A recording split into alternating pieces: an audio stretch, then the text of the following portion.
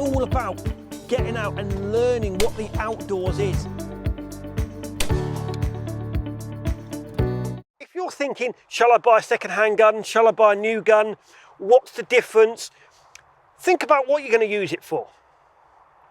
So if you're going to go out there and you're just going to have a bit of fun to start with, then you can get yourself a new Bettinzolli, something like that, or you can just get yourself a second-hand Browning or Beretta. If you're going to go out and really hammer that on game shooting or rough shooting or clay shooting, then you're better off to push yourself up and get a slightly newer gun, spend a little bit more money. But the biggest thing to do when you walk into the shooting school, set yourself a budget, and that budget will determine you of what you can have. Go into there, speak to the shooting school, speak to your shooting instructor and say, I want to spend £1,000, I want to spend £2,000 on the gun. What can I get for that money? So go in open-minded. Don't go in thinking, I'm going to buy that gun. Go in open-minded and look at half a dozen guns, 8 guns, make sure they fit you correctly, make sure you're standing correctly. So I know I've done this film about how to buy a second-hand gun or a new gun, but think to yourself, really the first thing you need to do is set yourself that budget. So how much can I afford to spend on that gun? And bearing in mind, with also on that budget, you need to be buying a set of glasses, because you have to wear glasses when you go to a clay ground. You need to buy a waistcoat. Do I need to buy a tweed waistcoat? Am I going to go game shooting? Do I need to buy an ordinary clay waistcoat? Or am I going to buy something halfway down the middle? Do I need to buy a pair of earphones? So set yourself a budget that kind of caters for all of that. And that's my suggestion of when you go and how to buy that gun. So don't go there. The biggest thing I can say is don't go there saying, I'm going to buy a Beretta, I'm going to buy a Browning, I'm going to buy a Maruku, I'm going to buy a Krieghoff, I'm going to buy a Plaza. Go in there and say, what shall I buy? This is my budget. What do I get for my budget? But some people just want to buy that new gun. So again, I've picked on Browning and Beretta. I've got a second-hand Beretta 686 here. Again, it is a second-hand gun. I mean, that gun's probably 20 years old, 25 years old. I've got a second-hand 525 here. That gun's probably 15 years old. And I've got a new Bettinzolli, which I would say, in the Bettinzolli range, as you've seen in my previous videos, I would say a Bettinzolli is almost on par with those with that Beretta. It's just not. Beretta, you see advertised everywhere. Bettinzolli, you barely see advertised. So I think Bettinzolli is a little bit more than a starter gun. But then you've also got Yieldits, you've got ATAs, you've got Koffs. Now, personally, I think you would be better off. It's entirely up to you. I like Browning and Beretta, but if you're talking Yieldits, if you're talking Bettinzollis, they've got good warranty systems on. So buying new ones of those, you know you're going to get quality. I honestly feel Bettinzolli are probably the better of that little bunch, only because they're what I would call Italian's best kept secret. But shooting wise, doesn't really make any difference. The only difference is this Beretta is quite loose because it's been loosened up. So when you buy a car, you have to drive it for sort of 3,000 or 4,000 miles just to get everything ready. When you buy a gun, you've got to put 2,000 or 3,000 cartridges through that gun before it loosens up and gets ready. But generally, that gun is quite stiff when you open it. Again, the Browning, it's stiff. If you look at some of these guns, if you look at a new gun, the top lever, you'll be able to see a little bit of the writing under there. So that means it hasn't shot that much. If you've got a Beretta or a Browning that has shot a lot, and that top lever is right over here, that means that gun's shot a hell of a lot and hasn't really been looked after.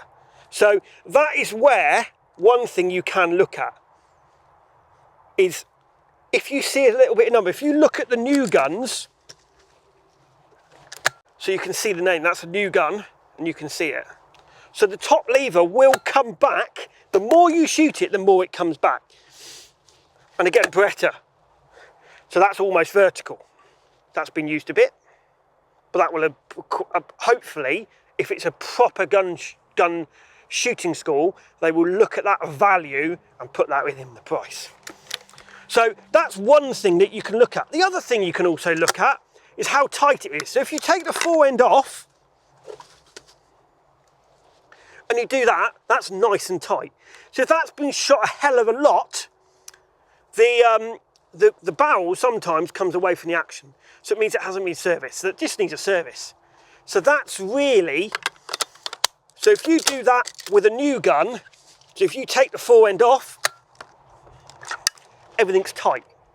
So that's a way of looking at it. And again, the Beretta, if you take that off, that's quite solid. I mean, obviously second-hand guns here at the shooting school, they all go through a service. The other thing to look at is what's there. Has it got the original box? A lot of guns, people don't, they sell them, they keep the boxes, because the boxes are quite handy for people to have when they buy something else and they take it over. And they take it aboard or something like that. So see if they've got all the multi-chokes with them. Some guns might not. As long as they've got 2 multi-chokes in the barrel, that's fine. Some multi-chokes may have the full set. Some guns might not have the full set. So, but as long as they've got 2 in the barrel, that's fine. It will reflect within the price of the gun. We try and get sort of at least 3 chokes with guns, so you've got 2 in there and a spare one. But a lot of gun shops or shooting grounds, they just sell them as they come. It's more than accurate, sell them as they come. So that's something else to look at. And then look at the state of the gun. So see if it's been used, see if it's got any marks. I mean, this has got a mark there. See if it's got any marks on there. This one hasn't got that much. Same with on the fore end. Just look. So generally, if somebody's put that and they've got a ring on their finger, they might mark this. So that's the sort of thing to look at. And again, with this one, hasn't got that much marks on it. So that's something else to look at. And again, hasn't got. If people do that and they've got a ring on their finger, you'll find that you'll have a scratch here or here. So that's the things really to look at. The other thing to look at, if you take the gun apart, and this is how well they've cleaned it. If they've cleaned it good, so that's been cleaned quite good. It's just got two rings. So if somebody hasn't cleaned it, this will be filthy in here. And the same with round here. You should have, it should be all blued nicely. So again, if you've got marks here or the bluing's missing off, that's something else to look at. Again, if you look at the new gun, they've got no marks in there, it's clean. And again, the new gun has got all the bluing is completely intact.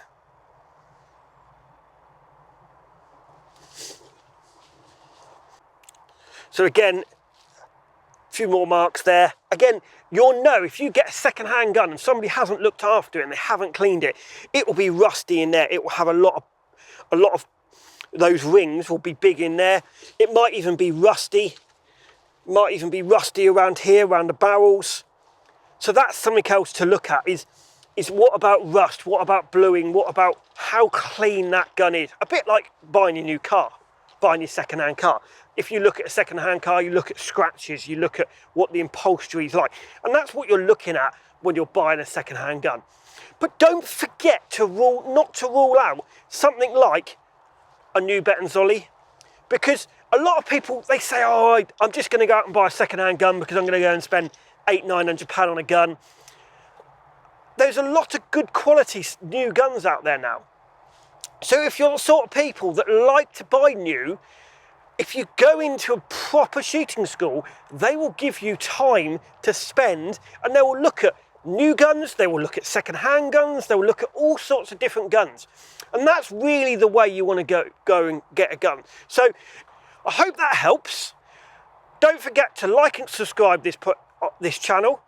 And if you've got any comments, please comment below on what we've done in this film. Thank you for watching, and I'll see you again next week.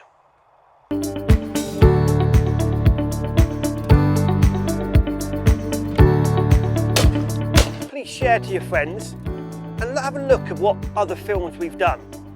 And it's all there to try and encourage you to get into shooting this great sport.